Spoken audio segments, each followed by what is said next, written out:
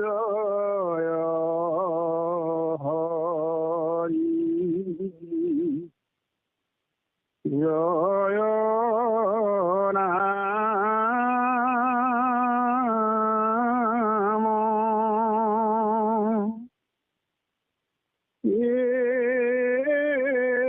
জয় হৰি জয় ৰাম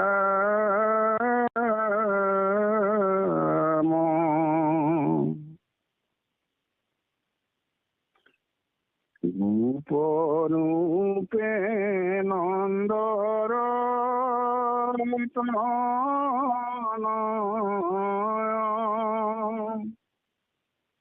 শুভ ক্ষণে কৰিলা বিজয়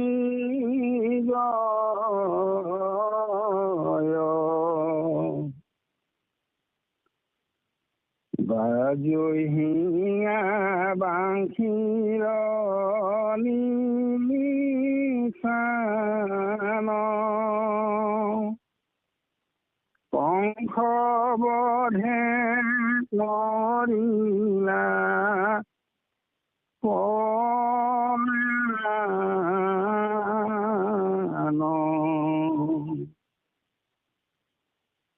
সেবাপাৰ সমস্ত ইতিমধ্যে ঘোষাংশ আমি এভাগ পদ এটি পদৰ স্তৱক সম্পূৰ্ণ কৰিছো। আমি আজি দুদিনৰ আগত পূৰ্বৱৰ্তী অংশ শ্ৰৱণ কৰিছো। আমাৰ নাথদাতে কৃপা কৰিছিল, বৰ সুন্দৰকৈ বাটৰ পাঠ ব্যাখ্যা কৰিছিল। তাত আমি সকলোৱে পাইছিলো ইতিমধ্যে নাৰদৰ আকস্মিক আবিৰ্ভাৱ, অৱস্থিতি, কংসৰ মনৰ যিটো গতি, মনৰ গতিমতে ইন্দ্ৰিয়বিলাকে কাম কৰে। যদি সেই গতি সলনি হৈছে, নাৰদে সলনি কৰাইছে। কংস উদ্যত হৈছে, উগ্ৰ ধাৰণ কৰিছে আৰু নাৰদৰ দিহামতে বসুদেৱ দৈৱকীক প্ৰাণেৰে মাৰি বন্দী কৰি ৰাখিছে, উগ্ৰখেৰক বন্দী কৰিছে আৰু মূল শত্ৰু কৃষ্ণক বধ কৰাৰ এটা প্ৰয়াস, এটা আঁচনি পৰিকল্পনা ইতিমধ্যে কৰিছে। আৰু সেই মৰ্মে দানপতি অক্ৰূৰ সখী বান্ধৱ হিচাপে কংসই সম্বোধন কৰিছে। আৰু অক্ৰূৰক আমি সকলোৱে জানো, ব্যতিক্ৰমী চৰিত্ৰ, একান্ত ভকত ভগৱন্তৰ। আৰু সেই অক্ৰূৰক আহ্বান জনাইছে যে কৃষ্ণক মথুৰালৈ লৈ আহিব লাগে। গকুলত গৈ ডাঙৰ হোৱা, বৃন্দাবনত ইতিমধ্যে শিকলীয়া কৰি থকা, ৰাসক্ৰীড়া সম্পন্ন কৰিছে, সেই কৃষ্ণক মথুৰালৈ আনিব লাগে আৰু কৌশলেৰে কৃষ্ণক বধ কৰিব লাগে। ইতিমধ্যে আপোনাৰভাৱে আমি সকলোৱে জানো, এই অংশটি, কংসবদ্ধৰ এই অংশটি আদি দশমৰ অন্তৰ্ভুক্ত। দশমৰ তিনিটা ভাগ আমি সকলোৱে জানো, ভাগৱতৰ মূল অংশ হিচাপে চিহ্নিত। আৰু এই আদি দশমৰ বসুদেৱ দৈৱকীৰ বিবাহৰ পৰা, কৃষ্ণ জন্মৰ পৰা পুতনা বধ, বৃন্দাবন লীলা কি কৰিছে আমি পাইছো। সকলোৱে বিভিন্ন অসুধন প্ৰকাশ বৎসাসুৰ এনেকুৱা এইবোৰ বধ কৰিছে, কালি দমন কৰিছে। কৃষ্ণ ইতিমধ্যে বননি পান কৰিছে, বৃন্দাবনৰ ক্ৰিয়া কৰিছে, মহাৰাসৰ প্ৰস্তুতি, বস্ত্ৰহৰণ আৰম্ভ কৰিছে। তাৰপিছত পত্নী প্ৰসাদ, পত্নীসকলকো প্ৰসাদ দিছে পত্নীৰ যোগেদি। গোবৰ্ধন ধাৰণ কৰিছে আৰু শেষত ৰাসলীলা সম্পন্ন কৰিছে। আৰু তাৰপিছত শংখচূড় বধ, অৰিষ্টদত্ত বধ, কৃষ্ণদত্ত বধ, অক্ৰূৰ, তাৰপিছত বজ্ৰৰ আগমন হৈছে। এই কথাখিনি আমি সকলোৱে পাইছো। অক্ৰূৰক ইতিমধ্যে কংসই পঠিয়াইছে। অক্ৰূৰৰ তুতিও আমি ইতিমধ্যে পাইছো, স্তুতি। তাৰ পাছত কি হব আমি সকলোৱে কথাখিনি আদি দশমত পাওঁ। একেবাৰে ৰংগশালাত ধনুজা খালা বুলি যাক কোৱা হয়, যোগ্য বুলি কোৱা এটা দিব্য ধনু ভংগৰ পৰা বোলে হস্তিক বধৰ পৰা স্বামীৰ মুষ্টিক বধলৈকে আৰু তাৰপিছত শেষত কংসবধ। এইখিনি আমাৰ কংসবধত অন্তৰ্ভুক্ত হৈ আছে। আৰু শেষত পিতৃ মাতৃক বন্ধন মুক্ত কৰি উগ্ৰসেনক পুনৰ ৰজা পাতিয়ে সান্দিপনী মুনিৰ ওচৰত কৃষ্ণই গুৰু হিচাপে শিষ্যত্ব গ্ৰহণ কৰি বিদ্যা গ্ৰহণ কৰিব দক্ষিণা দিব। আৰু শেষত গোপী উদ্ধৱ সংবাদলৈকে এই অংশটি আদি অসমৰ অন্তৰ্ভুক্ত। যি নহওক, ইয়াক কংসবধৰ এটা পূৰ্ব প্ৰস্তুতি প্ৰস্তাৱনা বুলি আমি ক'ব পাৰো। আৰু আমাৰ কংসবধৰ উদ্যম হিচাপে আমি চিহ্নিত কৰিছে পণ্ডিতসকলে। গতিকে এই প্ৰক্ৰিয়াৰে কংসবধলৈ আমাৰ পাঠে আমাক নি আছে। গতিকে তাৰ মাজে মাজে সুন্দৰভাৱে গোপীসকলৰ যি ভক্তিৰ মহিমা, ভক্তিৰ বল, ভক্তিৰ যিটো পৰাকাষ্ঠা কিমান সুন্দৰকৈ প্ৰকাশ কৰা হৈছে। আমি ৰাষ্ট্ৰীয়ত সেই তত্ত্ব পাইছো, গোপীসকল কৃষ্ণৰ কেনেকুৱা ভক্ত আছিল। কিন্তু গোপীসকলৰ গোপী মানে কি, সেই তত্ত্ব আমি ইতিমধ্যে আগৰ পাঠত পাইছো। আমাৰ বাপুৰে কৃপা কৰিছে। বেদ পান কৰা সকলো জীৱই আমি গোপী। পুলিংগ স্ত্ৰীলিংগ বুলি এক কথা নাই। বেদ মানে জ্ঞান, জ্ঞান মানে ভক্তি জ্ঞানৰ কথা কৈছে। জ্ঞানে গতি কহে বেদ, লোৱা তাৰ পৰিচয় জ্ঞান আছে ভকতিৰ ভিতৰত। গতিকে এই যিটো বেদৰ মূল যিটো তত্ত্ব, এই তত্ত্ব ভক্তি বেদে কহে বুলি কৰ্ম কৰে সৰ্ব নৰ কিছু নিবুজে তত্ত্ব বেদৰ তত্ত্ব। গতিকে যাৰ যেন মতি কয় বেদৰ ব্যাখ্যা, নিজৰ অৰ্থ ভকতি কয় তেজি বুজে আনা। চব বেদৰ মূল তত্ত্বটো হৈছে ভক্তি জ্ঞান। সেই ভক্তি জ্ঞানেৰে বলিয়ান ভক্তিমতী পৰম ভক্তি পৰায়ণা এই মথুৰা যিসকল গোকুলৰ গোকুলৰ এই গোপীসকলক ইয়াত সুন্দৰকৈ উপস্থাপন কৰা হৈছে। গতিকে এতিয়া কৃষ্ণক নিবৰ কাৰণে অসুৰ আহিলে, সেই কৃষ্ণ এতিয়া যাবগৈ অসুৰৰ লগত মথুৰালৈ। আকৌ বা ঘূৰি আহিব কি নাহিব, কেনেকৈ ক'ত দেখা পাব। প্ৰাণৰ কৃষ্ণ, হৃদয়ৰ কৃষ্ণ, কৃষ্ণ অবিহনে অসুৰবাসী জীৱন অসাৰ, তেওঁলোকে প্ৰায় জ্বৰ প্ৰায় এই কথাখিনি আগৰ পাঠতো সুন্দৰকৈ প্ৰকাশ পাইছে। আজি পাঠেও নিশ্চয় কথাবিলাক যে আমি আগৰ পাঠত সেই কথাখিনি পাইছো। কৃষ্ণ এতিয়া যাবলৈ ওলাইছে। কৃষ্ণক যাইবাৰ শুনি গোপী নিৰন্তৰ মিলিল বিষাদ হবে বজাইল কিহৰ। গতিকে সকলোৱে গৃহে গৃহে এতিয়া বিষাদৰ অগ্নি কৰিছে। হলুতক নয়ন মনত মহা দুখে, জুমা জুমি কৃষ্ণক চাহৰে ঊৰ্ধ্বমুখে। কৃষ্ণক লৈ যাবলৈ বিচাৰিছে বা লৈ গৈছে, ইতিমধ্যে আৰম্ভ কৰিছে যাত্ৰা অসুৰে। আৰু লগত বলৱান থাকিব বা আছেই। আৰু সেই মুহূৰ্ততে সুন্দৰ অংকন কৰা হৈছে। আগৰ পাঠতে আমি পাইছো হলুতক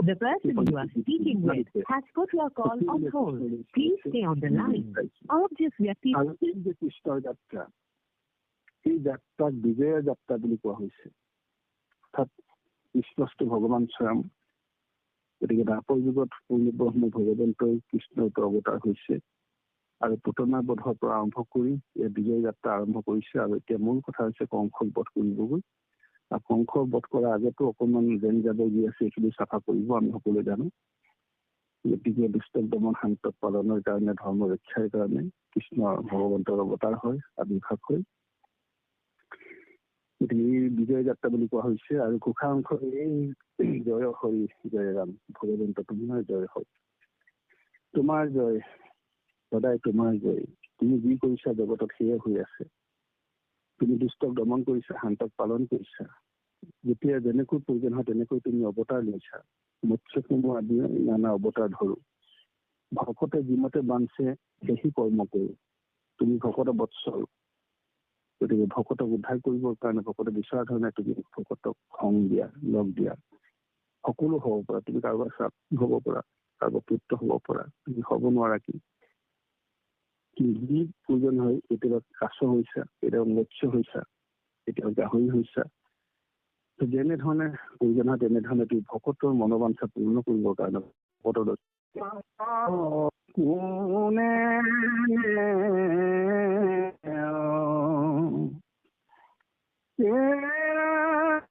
ক্রূর অক্রূর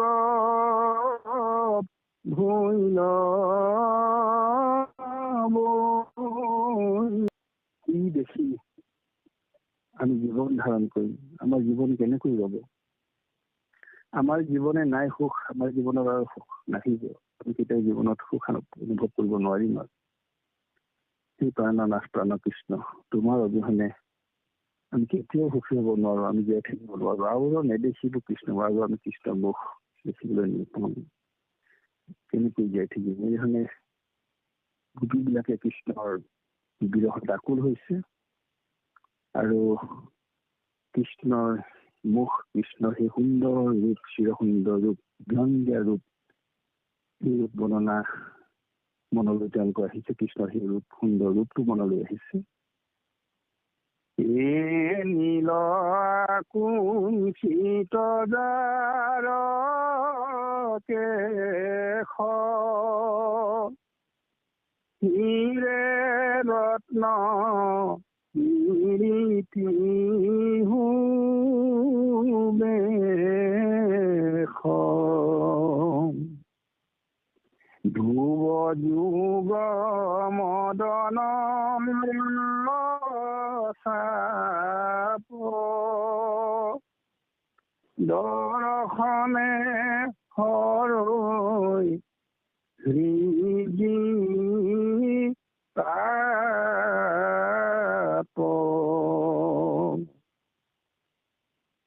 ৰুচিকৰ কমল লোচন, সুধা সম মধুৰ বচন,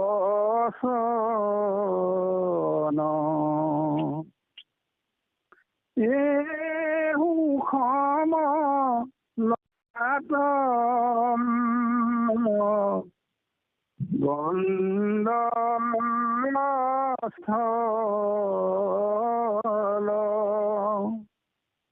চাৰু কৰ্ণে মকৰ কুণ্ডল।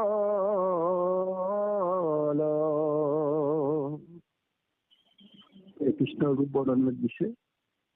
যেনে আকুঞ্চিত যাৰকে চুলিবিলাক অলপ নীলবৰণীয়া আৰু অলপ কেঁকুৰা, আকুঞ্চিত।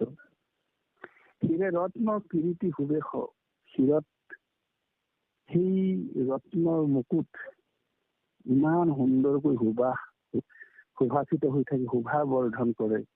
ইমান সুন্দৰ, সেই ধুনীয়া আকুঞ্চিত কেশেৰে সেই সুন্দৰ কিৰীটি বা মূৰ, সেই সুন্দৰ কিৰীটিয়ে শোভা কৰে। ভুৱযুগ মদনৰ চাব, আৰু মুখমণ্ডলৰ সেই চকুৰ চেলাউৰিযোৰ, মদন মানে কামদেৱৰ চাপ, কামদেৱৰ লগত তুলনা কৰিছে। কামদেৱৰ সেই মনোমোহা চকুৰ সেই যিটো ৰূপ, তাক ইয়ালৈ তুলনা কৰি আনিছে। কুটি কন্দৰ্প সম বুলি আমি পাইছো। গতিকে মদনে কামদেৱে সেই সুন্দৰ চকুৰ চেলাউৰি বা যি চাৱনি যিটো ৰূপ, তাৰ ওচৰে চাপিব নোৱাৰে। দৰ্শনে হৰৈ সিদ্ধি তাপে, দৰ্শন পোৱাৰ লগে লগে, দেখাৰ লগে লগে কৃষ্ণৰ সেই সুন্দৰ মুখ বদন, সেই সুন্দৰ ভুৱ যুগল চকুৰ চেলাউৰিৰ সৈতে, সেই কিৰীটি সুন্দৰ মুকুটেৰে সৈতে, ধুনীয়া চুলিৰে সমস্তজনৰ হৃদয়ত থকা দুখ যন্ত্ৰণা, যিমান যি ধৰণে তিনি তাপময় সংসাৰত যিমান যি দুখেই নহওক, সমস্ত হৃদয়ত তাত কষ্ট নাইকিয়া হৈ যায়, আনন্দ মিলে বুলি কৈছে। তাৰপিছত কৈছে ৰুচিকৰ কমল লোচন, ৰুচিকৰ অতি সুন্দৰ, অতি আনন্দ প্ৰদান কৰিব পৰা সুন্দৰ মনোমোহা সেই কমল লোচন, পদুম ফুলৰ দৰে চকুজুৰি, সুধা সম মধুৰ বচন, আৰু কৃষ্ণৰ মাত যেন সাক্ষাৎ অমৃত, সুধা সম অমৃতময়, অমৃতৰ নিচিনা মধুৰ বচন, সুমধুৰ বচন। সুষম ললাট গন্ধস্থল, সুষম শব্দটোৱে সুষম সুন্দৰ, অতি সুন্দৰ, সম মানে সমান সুন্দৰ, অৰ্থাৎ অতি মনোহৰ, অতি সুন্দৰ এইটো প্ৰকাশ কৰিছে। ললাট মানে কপাল, আৰু গন্ধস্থল, গন্ধ শব্দটোৱে গাল অংশটো বুজায়। গতিকে সেই কপাল আৰু কাষত দুইফালে দুখন সুন্দৰ গাল, ইমান সুন্দৰ, ইমান ধুনীয়া, চাই থাকিবলৈ মন যায়। চাৰু কৰ্ণে মকৰ কুণ্ডল, আৰু অতি সুন্দৰ চাৰু কৰ্ণে কাণত থকা সেই মকৰ কুণ্ডল ইমান সুন্দৰ শোভা বৰ্ধন কৰি থাকে।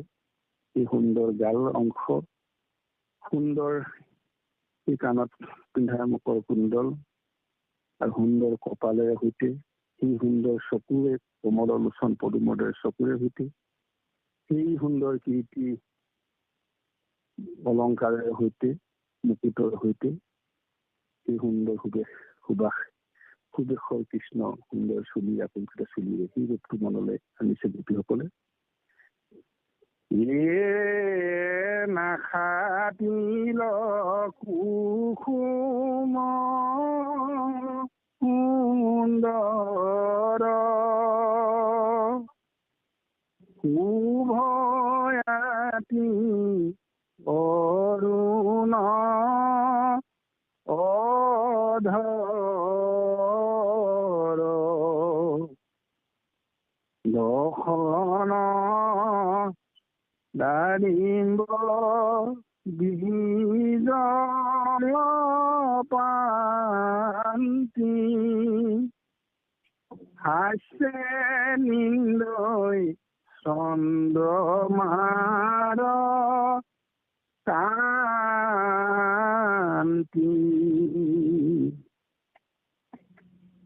অম্বু কণ্ঠে কৌস্তভ প্ৰকাশে, সূৰ্য যেন উদিত আকাশে, সিংহ বন্ধ বন্ধ সুপ্ৰসন্ন,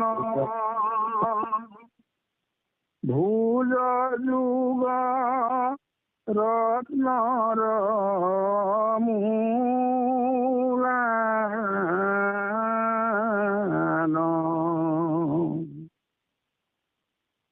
সুন্দৰ তিৰি ফুলৰ দৰে সেই নাসিকা, সুন্দৰ নাকৰ কথা কৈছে, তাত অতি সুন্দৰ তিৰি ফুলৰ দৰে। আৰু কৈছে শুভয়াতি অৰুণ অধৰ, আৰু সেই যে উঠ, বিশেষকৈ তলৰ উঠটি ইমান ধুনীয়াকৈ ৰঙচুৱা তলৰ উঠটি এনেধৰণে জিলিকি থাকে, কি যে সুন্দৰ শোভা বৰ্ধন কৰে, দেখিবলৈ অতি সুন্দৰ। দশৰ দাৰিম্ব বীজ পান্তি, আৰু দাঁতকেইটা যেতিয়া অকণমান হাঁহি দিয়ে, বেছিকে হাঁহি তোমাৰ দাঁতকেইটা অকণমান ওলাই, আৰু সেই দাঁতকেইটাৰ ডালিমৰ গুটিৰ দৰে, ডালিমৰ গুটিবোৰ আমি সকলোৱে দেখিছো, ডালিম যিসকলে খালি খাইছো, বৰ শাৰী শাৰীকৈ ধুনীয়াকৈ এনেকুৱাকৈ সজ্জিত হৈ থাকে দাঁতবিলাক, সেই ডালিমৰ গুটিবিলাক আমি দেখিছো। সেই ডালিমৰ গুটিৰ শাৰীটোৰ দৰে, পান্তি মানে শাৰী, সুন্দৰ দাঁত, হাস্যে নিন্দে চন্দ্ৰমাৰ কান্তি, আৰু অকণমান সেই ধুনীয়া হাঁহিটি যেতিয়া মাৰি দিব, একদম পুৰা চন্দ্ৰই যেনেকৈ জোনাক বিলাই পোহৰ দিয়ে, কৃষ্ণৰ মুখখনৰ পৰা তেনেকৈ পোহৰ ওলায়। কম্বু কণ্ঠে কৌস্তভ প্ৰকাশে, আৰু সেই গলত থকা, কণ্ঠত থকা, কম্বু কণ্ঠ আমি জানো সকলোৱে, সেই কৃষ্ণ শংখৰ দৰে, শংখৰ যেনেকৈ তিনিডাল আঁচ থাকে, ঠিক তেনেকৈ কৃষ্ণৰ ডিঙিত সেই তিনিডাল ৰেখাই সুন্দৰকৈ শোভা বৰ্ধন কৰে। আৰু তাতে কৌস্তমণি পৰিধান কৰি থাকে কৃষ্ণই। সূৰ্য যেন উদিত আকাশে, এনেকুৱা লাগে যেন আকাশত ধুনীয়াকৈ সেই পূৰ্ণ সূৰ্য উদিত হৈছে, পুৱাৰ সেই ৰঙীন সূৰ্য, ৰঙচুৱা সূৰ্য যেন উদিত হৈছে। কৃষ্ণ মুখলৈ চালে সামগ্ৰিকভাৱে গোটেই মুখমণ্ডল তেনেধৰণে দেখি উদ্ভাসিত হৈ থাকে, উজলি থাকে। সিংহবদ্ধ স্কন্ধ সুপ্ৰসন্ন, আৰু সেই সিংহৰ কান্ধৰ দৰে অৰ্থাৎ সবল কান্ধ বাহুদয় স্কন্ধ সুপ্ৰসন্ন, দেখিলে বৰ মন প্ৰসন্ন লাগি যায়। অতি সুন্দৰ সিংহবদ্ধ স্কন্ধৰে ইয়াৰ কৃষ্ণৰ সুন্দৰ ৰূপ। আৰু ভুজ যুগ ৰত্নৰ মূলান, আৰু বাহু যুগল ৰত্ন মানে ৰত্ন আমি জানো মুকুতাৰ, মূলান মানে পদুমৰ ঠাৰি, মীনান মানেও হয়, সমাৰ্থক হয়। পদুমৰ ঠাৰি, পদুমৰ আলি এনেকুৱা বুজায়। কিন্তু পদুমৰ সেই সুন্দৰ ঠাৰিৰ দৰে ৰত্ন মূলানৰ দৰে যেন ৰত্ন সুন্দৰ সেই বাহু দুটা কৃষ্ণৰ ইমান সুন্দৰ। কেউৰ কংকন তাতে জললে, ৰত্নৰ গুণিয়া উভৈ গলে,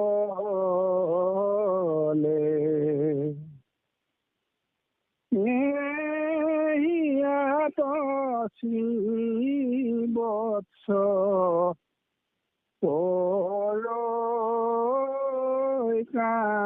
কান্তি, যেন মেঘে বলাকাৰ পালকি।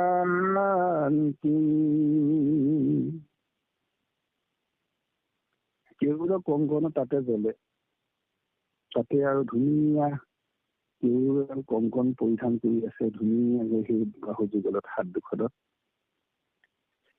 ৰত্নৰ গুলীয়া শুভৈ গলে, আৰু গলত ডিঙিটোৱে পিন্ধিছে ৰত্নৰ গুলীয়া।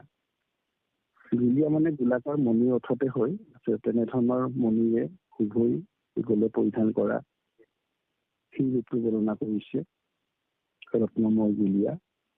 আৰু ইয়াত শ্ৰীবৎস কৰি কান্তি, আৰু হৃদয়ত সেই কৃষ্ণৰ অলংকাৰ হাতৰি পৰিধান কৰিছে। তাৰ মাজত ধুনীয়াকৈ শ্ৰীবৎসই জ্যোতি বিলাই আছে, পোহৰ বিলাই আছে। শ্ৰীবৎসৰে কৰি কান্তি, কান্তি মানে পোহৰ। যেন মেঘে বলাকাৰ কান্তি, যেনেকৈ মেঘে ডাৱৰত বলাকাৰ ৰূপৰ বলৰ ইটি ৰূপত ধুনীয়াকৈ হাঁহি হাঁহি মেঘবিলাকে যেনেকৈ ভাৱৰ্ধন কৰি থাকে, তাৰ লগত এটা সুন্দৰ দৃশ্য ইয়াত তুলনা কৰা হৈছে। পীত বস্ত্ৰে শুভৈ তনু কালা,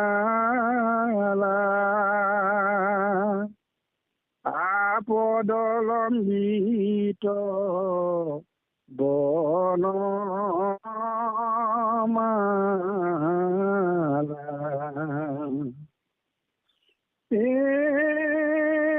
তাতে পৰি অনেক ভ্ৰমৰে,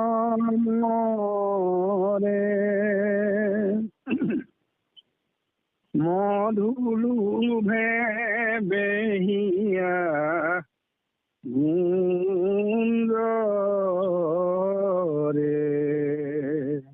পীত বস্ত্ৰে ধুনীয়াকৈ পিতবনীয়া হালধীয়া বস্ত্ৰ পৰিধান কৰিছে, ইমান ধুনীয়াকৈ ৰঙীন হৈ উঠিছে। কৃষ্ণ তমিতনে শ্যামবনীয়া কালা তাতে পীত বস্ত্ৰ পৰিধান কৰিছে। আৰু আপাদ লম্বিত বনমালা, ভৰিলৈকে পোৱা পৰি থকা সেই সুন্দৰ বনমালা তেওঁ পৰিধান কৰি আছে। আৰু তাতে পৰি অনেক ভ্ৰমৰে, আৰু বহু ভোমোৰা আহিছে ফুলৰ সুবাস লবলৈ, কৃষ্ণৰ পিন্ধি থকা সেই বনমালা সুভাগ লবলৈ।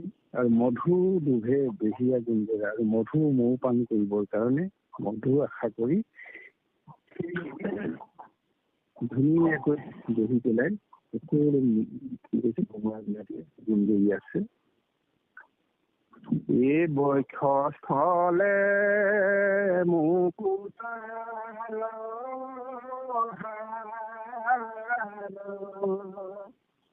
আকাশী গংগাৰ যেন ধাৰ ৰত্নৰ মেখলা কৃষ্ণ বক্ষস্থলে মুকুতাৰ হাৰ আকাশী গংগাৰ যেন ধাৰ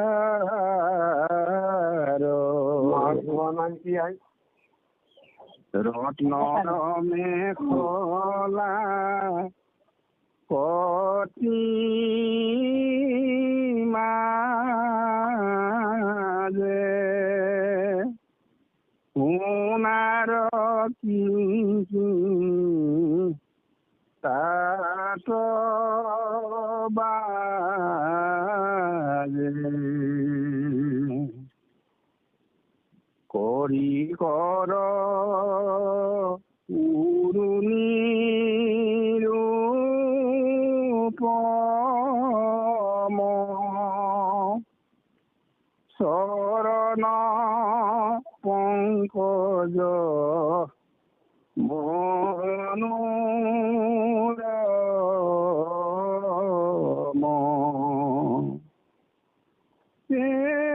ভজ ব্ৰজ কুশে অঙ্কিত ৰত্নময় নূপুৰে ৰঞ্জিত। ধুনীয়া বক্ষস্থল, বুকু অংশৰ কথা কৈছে। বুকুখন বৰ সুন্দৰ, মুকুতাৰ হাৰ, তাতে মুকুতাৰ হাৰ পৰি আছে। আকাশী গংগাৰৰ যেন ধাৰ, এনেকুৱা লাগিছে যেন আকাশৰ পৰা সেই গংগা ধাৰ, গংগাৰ সোঁত বৈ আহিছে। সেই দৃশ্যটো আকাশী গংগা বৈ অহাৰ দৰে কৃষ্ণৰ বক্ষস্থলে থকা সেই মুকুতাৰ হাৰ দ্বাৰা তেনেধৰণৰ শোভা বৰ্ধন কৰিছে। ৰত্নৰ মেখলা কটি মাৰে, আৰু সেই ৰত্নময় মেখলা কটি কঁকালত পৰিধান কৰিছে। কৃষ্ণৰ যি অলংকাৰ, কৃষ্ণৰ যি বস্ত্ৰৰ কথা কোৱা হৈছে ইয়াত, মেখলা মানে আমি সকলোৱে বুজি পাওঁ আচলতে কঁকালত পিন্ধাৰ বস্ত্ৰ ভাৱে মেখলা।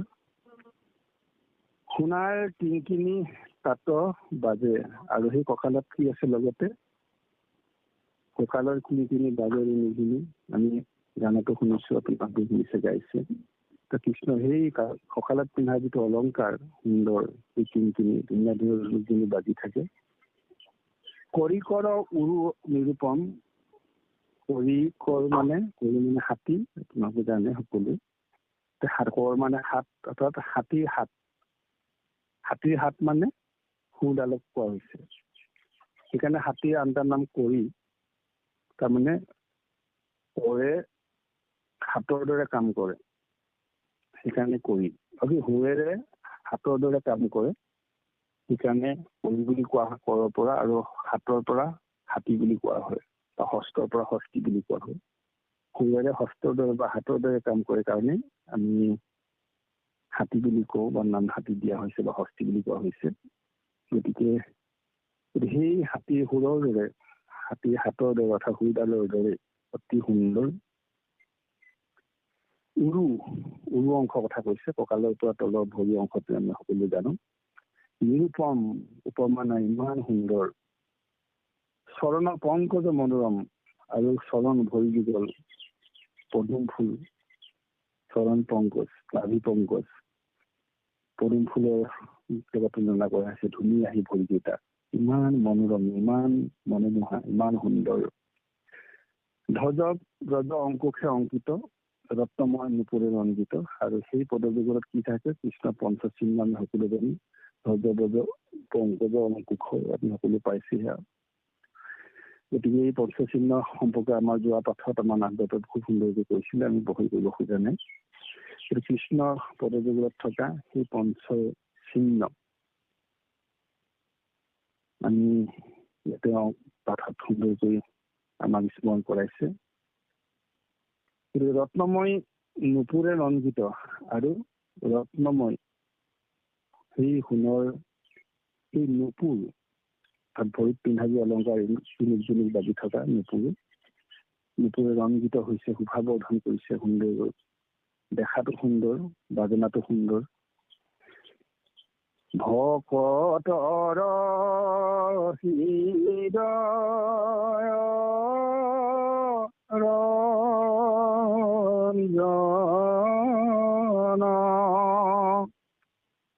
নেদেখিবো হেন চৰণ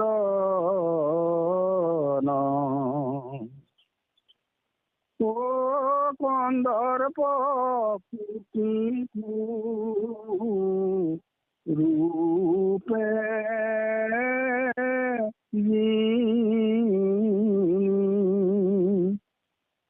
মুকুলে প্ৰকাশ যদুমণি।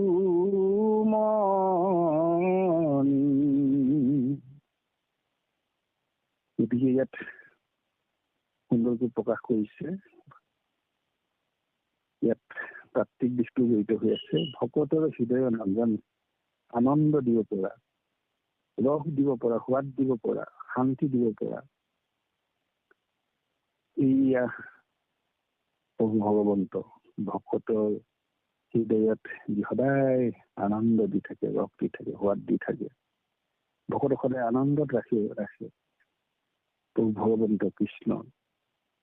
কিন্তু ভকতৰ সিদ্ধি নেদেখিব কিহেন চৰণ। গতিকে সেই ভগৱন্তৰ কৃষ্ণৰ চৰণ আৰু আমি নেদেখো আৰু, কাৰণ কৃষ্ণ এতিয়া যাবগৈ, গৈছেগৈ, লৈ গৈছে অকুলে মথুৰালৈ, আকৌ যি কৃষ্ণ ঘূৰি আহিব তাৰতো আশা নাই। গতিকে কন্দৰ্প কোটিকো ৰূপে দিনে, কৃষ্ণ সেই সুন্দৰ ৰূপে কোটি কন্দৰ্পকো, অৰ্থাৎ কামদেৱৰ কথা কৈছে, কামদেৱতকৈ সুন্দৰ মনোহৰ দেৱতা আৰু কোনো নাই। যাৰ নামেই হৈছে কামদেৱ, সমস্ত সৌন্দৰ্যৰ আকৰ, জাগতিক সৌন্দৰ্যৰ আকৰ, সকলোকে তেওঁ মুগ্ধ কৰিব পাৰে, মোহিব পাৰে, কামনা সৃষ্টি কৰিব পাৰে, ৰতি জন্মাব পাৰে, প্ৰীতি জন্মাব পাৰে, আসক্তি জন্মাব পাৰে। সেইকাৰণে কামদেৱৰ পত্নী নামেই হৈছে ৰতি। এইখিনি অলপ তাত্ত্বিক কথা। সেই ইমান সুন্দৰ সেই কামদেৱ, আৰু সেই কোটি কামদেৱৰ ৰূপেও কৃষ্ণৰ ৰূপৰ জোৰ নাপায়, মানে কৃষ্ণৰ ৰূপটো সুন্দৰ। কোটি কৃষ্ণকো জয় কৰিব পাৰে, পৰাজয় কৰিব পাৰে কৃষ্ণৰ সেই সৌন্দৰ্য। বুকুলে প্ৰকাশ হৈ যদুমণি, আৰু সেই যদুমণি, যদুবংশৰ মণি মুকুতা ৰত্ন, যদুবংশৰ শিৰোমণি, এই যদুমণি কৃষ্ণ গোকুলত তেনেকৈ প্ৰকাশমান হৈ আছিল, উজলি আছিল, শোভাবৰ্ধন কৰি আছিল। এটা সুন্দৰ ছবি, এখন সুন্দৰ ছবি আমাক অংকন কৰিলে গোকুল বৃন্দাবনত কৃষ্ণই কেনেকৈ লীলা কৰিছিল। সেই গোকুলবাসীৰ মানস পটত কৃষ্ণই কেনেদৰে প্ৰভাৱ পেলাইছিল, কৃষ্ণক কেনেধৰণে তেওঁ অনুভৱ কৰিছিল, কেনেধৰণে হৃদয়ত কৃষ্ণক ধাৰণ কৰিছিল। কিন্তু কৃষ্ণৰ প্ৰতি প্ৰেম আসক্তি, কৃষ্ণ প্ৰাণ আহি গোপীসকলৰ গোকুলবাসী এই মনৰ কথাৰে কৃষ্ণৰ সুন্দৰ ৰূপৰ বৰ্ণনাৰে এই ছবিখন সুন্দৰকৈ অংকন কৰিছে পাঠাংশত।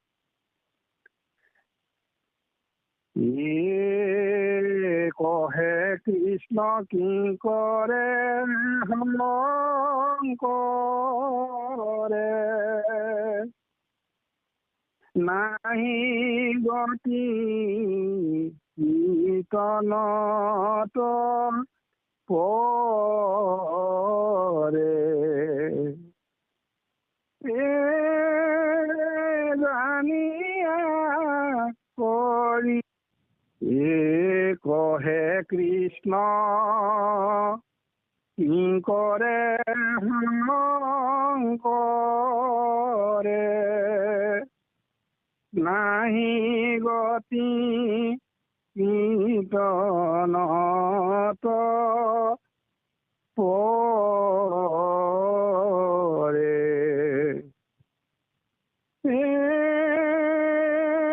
জানিয়া কৰিও চিত্ত হৰি হৰি ঘোষা প্ৰতীত।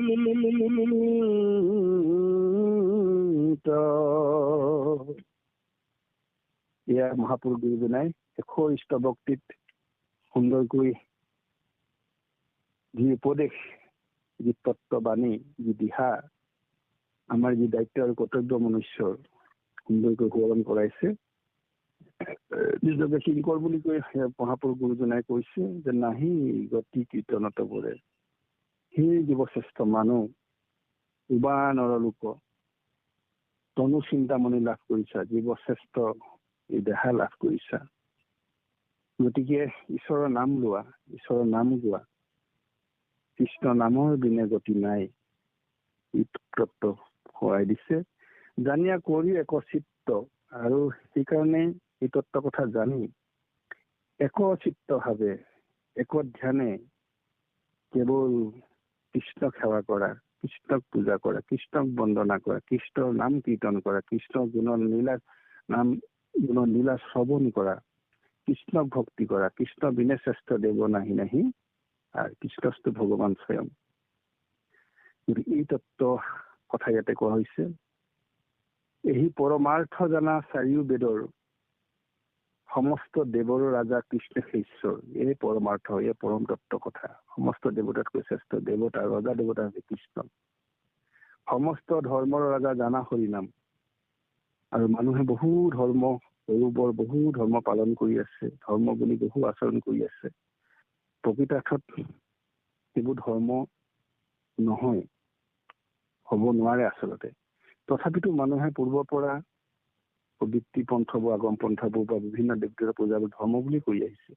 অনাগত ধৰ্ম বুলি কোৱা হৈছে। সেইকাৰণে যিবিলাক ধৰ্মবিলাক কোৱা হৈছে, সেইবিলাক ধৰ্ম বুলি যদিও কোৱা হৈছে, তাত্ত্বিক অৰ্থত নহয়। কাৰণ সমস্ত ধৰ্মৰ ভকতিহে মুখ্য ফল। ভকতি নভৰিলে ধৰ্ম সকলো বিফল। গতিকে যদি ভক্তি তাত নিহিত হৈ থকা নাই, ভক্তি মাৰ্গ যদি তাত নাই, সেই পথ যদি প্ৰদৰ্শন কৰা নাই, তেতিয়াহ'লে সি কেতিয়াও ধৰ্ম হ'ব নোৱাৰে। সমস্ত শাস্ত্ৰ সেই তত্ত্ব কথাই কৈছে। গতিকে ভক্তি বিৰোধী বিভিন্ন দেৱ দেৱতা পূজা বিধি, অৰ্চনা, যিমানবোৰ আচাৰ নীতি আছিল, প্ৰকৃতাৰ্থ ধৰ্ম নহয়। তথাপিতো মানুহে পালন কৰি আহিছিলে, আতীতৰ পৰা এতিয়াও কিছুমানে কৰি আছে। গতিকে সেইকাৰণে অনাগত ধৰ্ম বুলি আমি বাৰে বাৰে গাই থাকো, কৈ থাকো। গতিকে যিমানবোৰ ধৰ্ম আছে, কৃষ্ণৰ লগত গুচি গৈলে, একথা নহুয়া হৰি নাম মাত্ৰ মাজে ৰৈলা। হৰি নামৰ সমস্ত ধৰ্ম এতিয়া সিদ্ধ হৈ আছে। হৰিনাম ললে আৰু বেলেগ কৰিব নালাগে, কথাটো আমি পাইছোৱে। আৰু বিশেষকৈ কলি যুগৰ কাৰণে আহ্বান, সমস্ত ধৰ্মৰ মজা কলিত নামেহে ৰাজা। চাৰি যুগে অনুপম, কলিত শ্ৰেষ্ঠ হৰিনাম। গতিকে এই তত্ত্ব কথা জানি যত মুনিগণ ভাবিলে কৃষ্ণৰ নামৰ সমস্ত শাস্ত্ৰত। আমি নাম মালিকাত এই কথাবোৰ পাইছো, সকলো পাইছো, বিভিন্ন প্ৰসংগত পাইছো। গতিকে কলি যুগৰ ৰজা ধৰ্ম, ভগৱন্তৰ গুণনাম শ্ৰৱণ কীৰ্তন। পঢ়ন্তা থাকিলে কৰ্ণ পাতিয়া শুনয়, শুনন্তা থাকিলে শ্ৰদ্ধায়ক হয়। আৰু কহিবাকো শুনিবাকো যদি নাপাৱন্ত, পৰম শ্ৰদ্ধাই বহি আপুনি গাৱন্ত। গতিকে এয়া হৈছে শ্ৰৱণ কীৰ্তনৰ মূল ধৰ্ম, মূল তত্ত্ব। গতিকে আমি এই তত্ত্ব ইয়াত সোঁৱৰণ কৰাইছে আমাৰ মহাপুৰুষ গুৰুজনাই। হৰি হৰি ঘোষা প্ৰতিনিত্য, সদায় হৰি বোলা, হৰি ঘোষা মানে ঘোষণা কৰা, প্ৰকাশ কৰা, গোৱা, তাৰমানে নাম লোৱা, গোৱা। কি গোৱা, কি বুলি ঘোষিবা, কি গাবা, কেনেকৈ ঈশ্বৰক বন্দনা কৰিবা, ঈশ্বৰৰ নামেৰে। যি বস্তু দি প্ৰভু সেই বস্তু চোৱা, নামেৰে পুজিম প্ৰভু গধূলি পুৱা। যে তোমাৰ নামেৰে তোমাক পুজিম। জগতখনে তোমাৰ, তুমি জগতটোৱে তুমিয়ে বিদিত হৈ আছা। আৰু তোমাক আমি দেহটো তোমাৰ, আৰু আমিনো তোমাক কি দিম? তোমাৰ পৰা লৈ আৰু তোমাক দিয়া কি অৰ্থ থাকিব? সমস্ত তোমাতে আছে, সমস্ত তুমি। এতিয়া তোমাকনো আমি আমাৰ ফালৰ পৰা কি দিব লগা আছে? তোমাৰ নামেৰে তোমাক পুজিছো, তোমাক সেৱা কৰিছো। গতিকে প্ৰতিনিয়ত প্ৰত্যেক দিনাই সদায় ভগৱন্তৰ নাম আমি কি কৰিব লাগে? কীৰ্তন কৰিব লাগে, শ্ৰৱণ কৰিব লাগে। এই পৰামৰ্শ এই তত্বৰে সুন্দৰকৈ আজি পাঠাংশ সামৰিছে। আমি কাহিনী কথাৰে ইয়াত পাঠাংশ যি কৈছে তাকে অকণমান প্ৰকাশ কৰিবলৈ মাত্ৰ চেষ্টা কৰিলো। ইয়াত তাত্বিকতা আধ্যাত্মিকতা কথাখিনি বৰকৈ মই বহলকৈ যাব খোজা নাই। মই সময়ৰ প্ৰতি লক্ষ্য ৰাখিছো, নিজৰ স্বাস্থ্যৰ প্ৰতি অকণমান লক্ষ্য ৰাখিছো। আৰু আমি শেষত এটা কথাই মাত্ৰ ক'ব খুজিছো, মহাপুৰুষ গুৰুজনাই যি ধৰ্ম তত্ত্ব প্ৰৱৰ্তন কৰিলে এখন হৰিনাম ধৰ্ম। গতিকে কৃষ্ণ সূৰ্য ভৈলন্ত উদিত নাম ধৰ্ম কৰিলে বিদিত। মহাপুৰুষ গুৰুজনাই নিজেই কীৰ্তনত কলম ধৰিছে আৰু শংকৰ সূৰ্যৰূপে আহি সেই কৃষ্ণ তত্ত্ব প্ৰকাশ কৰিছে। সেই কথাখিনি আমি সকলোৱে তত্ত্বৰূপে জানো। আৰু তাৰেই সাৰ তত্ত্ব গুৰু সেৱা কৰি মই যিবা তত্ত্ব পাইলো, সমস্ত শাস্ত্ৰ পঢ়ি যিমান তত্ত্ব পালো, মহাপুৰুষ মাধৱদেৱে নামঘোষাতে ভাগিত আপোনালোকে পাইছে সকলোৱে। এই পৰম দুৰ্বুদ্ধ আত্মতত্ত্ব তাৰ জ্ঞানৰ অৰ্থে শৰীৰত লীলা অৱতাৰ ধৰা তুমি কি পাব। ভগৱন্তই এই লীলা অৱতাৰ ধৰিলে, তেওঁৰ যিটো গুণ লীলা যিখিনি কৰিলে, এয়া হৈছে আমাৰ কলি যুগৰ ভকতৰ শ্ৰৱণ কীৰ্তনৰ মূল বস্তু, মূল ধৰ্মপন্থ। সেই কলি যুগে মই কৰি বহু হাৰ যদুবংশে যিখিনি হৈ বহু অৱতাৰ। প্ৰভুৰ এয়া লীলা, প্ৰভুৰ এয়া পৰিকল্পনা যে যদুবংশত কৃষ্ণৰূপে আৱিৰ্ভাৱ হৈ মই যিখিনি লীলা কৰিম, সেই লীলাখিনি, সেই গুণ লীলাই কলি যুগৰ ভকতৰ শ্ৰৱণ কীৰ্তনৰ মূল বস্তু হ'ব। আৰু সেইকাৰণে ভাগৱত বুলিলে আমি চমুকৈ দশমকে বুজি পাওঁ। কৃষ্ণ আবিৰ্ভাৱৰ পৰা কৃষ্ণ বৈকুণ্ঠ প্ৰয়াণলৈকে, একাদশ আৰম্ভণিলৈকে। যি কি নহওক, এই সুন্দৰ কৃষ্ণ লীলা তত্ত্ব ইয়াত প্ৰকাশ কৰা হৈছে। গতিকে এইখিনি কথাৰে আমাৰ অৰ্থাৎ আমি কৃষ্ণৰ গুণ লীলা আমি কীৰ্তন কৰিব লাগে, শ্ৰৱণ কৰিব লাগে। বৃন্দাবনত যি কৃষ্ণই লীলা কৰিছিল, সেই কৃষ্ণৰ লীলা শ্ৰৱণেই আচলতে আমাৰ ভক্তি মাৰ্গ, বা কীৰ্তনে আমাৰ ভক্তি মাৰ্গ, বা সেই মন্থনে আমাৰ ভক্তি মাৰ্গ, স্মৰণে ভক্তি মাৰ্গ। গতিকে যিৰস মিলিছে বৃন্দাবনে, গতিকে এই বৈদ্ৰস, এই আনন্দ, এই প্ৰেম ব্ৰহ্মাণ্ডত ক'তো নাই, ত্ৰিভুৱনে ক'তো নাই বুলি আছে। যিৰস নাহি ত্ৰিভুৱনে, আমি বৰগীতা সকলোৱে পাইছো। অৰ্থাৎ এই আমাক যিটো মাৰ্গত দৰ্শন কৰিলে, নিৰাকাৰ নিৰ্গুণ ব্ৰহ্ম, সেই জ্ঞান মাৰ্গ, এই ধ্যান ধাৰণা সমাধি নিৰ্গুণ ব্ৰহ্মৰ গুণ বিচাৰি শিপা পাৰ নাই। তেওঁ নিৰ্গুণ, তেওঁ নিৰাকাৰ, অব্যক্ত ঈশ্বৰৰ কিমতে পুঁজিবা তাংক ব্যাপকত কিবা বিসৰ্জন। এতিয়া একান্ত মূৰ্তিশূন্য কেনে চিন্তি হোৱা ৰাম বুলি শুদ্ধ কৰা মন। ইটা তত্ত্ব অব্যক্ত ভগৱন্তৰ গুণলীলা, এই কথাখিনি খুব সুন্দৰকৈ জড়িত হৈ আছে। গতিকে আমি আৰু এই ভগৱন্তৰ গুণলীলা, ভগৱন্তক বন্দনা কৰাৰ, ভগৱন্তক পূজা কৰাৰ, প্ৰাৰ্থনা কৰাৰ, ভক্তি কৰাৰ মূল পন্থ কীৰ্তনে আমাক ভাগৱতে দিছে মহাপুৰুষ গুৰুজনে, যে তেওঁৰ সেই গুণলীলা, তেওঁ দাপৰ যুগত কৃষ্ণৰ অৱতাৰ হৈ অন্যান্য তেওঁৰ অৱতাৰৰ যোগে যি লীলা কৰিলে, সেই লীলা গুণকে আমি হৃদয়ত লৈ, আৰু কৃষ্ণৰ সেই যিটো সুন্দৰ ৰূপ হৃদয়ত লৈ, ভাগৱতৰ পাতে পাতে আমি যিটো ৰূপ পাওঁ ভগৱন্তৰ, সেই ৰূপটো, যিটো ৰূপ ব্ৰহ্মাই পদ্মকল্পত দৰ্শন পাইছিল, আৰু আজি তাৰে সেই সুন্দৰ কৃষ্ণৰ সেই ৰূপটোকে আজি আমাৰ পাঠতো ইয়াত সুন্দৰকৈ বৰ্ণনা দিয়া হৈছে। গতিকে এই ৰূপ আমি হৃদয়ত লৈ, মুখে বোলা ৰাম নাম হৃদয় ধৰা ৰূপ, এতেকে মুকুতি পাইবা কহিলো স্বৰূপ। গতিকে মুক্তিত নিষ্পৃহ ভকতে ভগৱন্তৰ সেই ৰূপটো ধ্যান কৰি থাকে, আৰু স্পৃহা নাথাকিলেও মুক্তি আপোনা আপুনি আহে। এই কথাখিনি তত্ত্বৰে আজি পাঠাংশই কোৱা শেষৰ উপদেশেৰে আমি সামৰিব খুজিছো। সমস্ত জনলৈকে সেৱা জনাইছো। কহে কৃষ্ণ কিংকৰে শংকৰে, নাহি গতি কীৰ্তনত পৰে।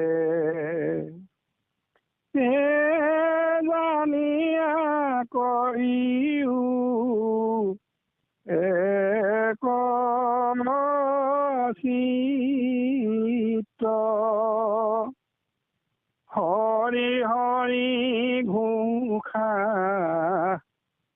প্ৰতিনিত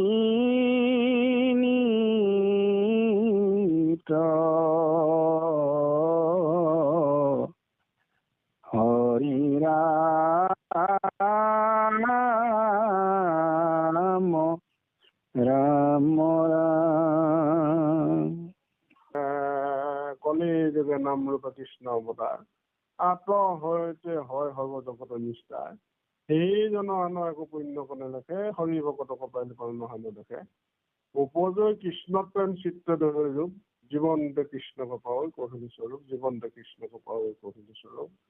কৃষ্ণৰ গকুলৰ পৰা মথুৰাই যোৱা এই বিদায় পৰত গোপীসকলৰ গকুলবাসীৰ ভগৱন্তৰ যি ৰূপ